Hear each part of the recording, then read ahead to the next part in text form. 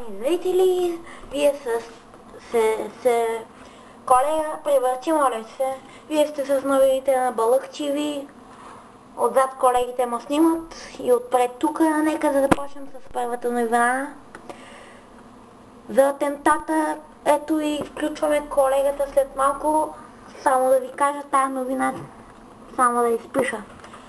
Тежък атентат. Много такива вече има по света срещу израелски туристи. Това каза премиерът Бойко Борисов. Оправете го това.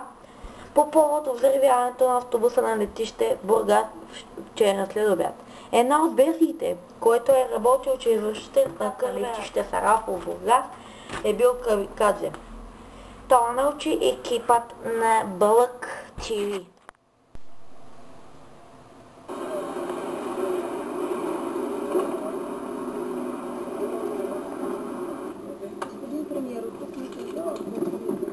Първо съболезнование на жертвите и все пак благодарност на медиците. Дайте му вол.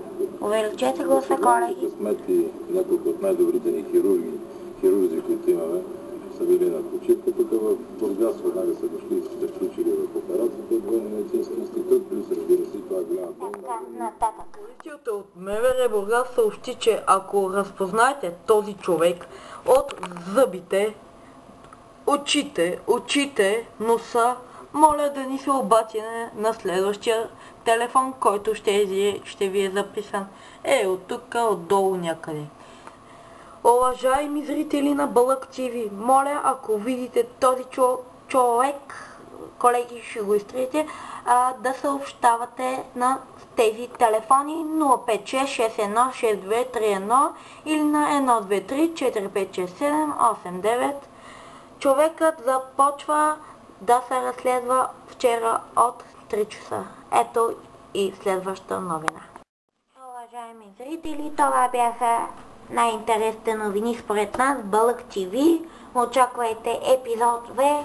Под мен точно ще видите как да се свържете с екипа на Бълък ТВ.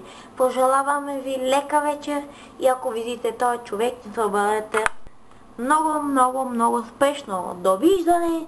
До новите ни срещи, уважаеми. Yeah, this is my turn anymore. Bringing you another #1 from the Red Bass crew.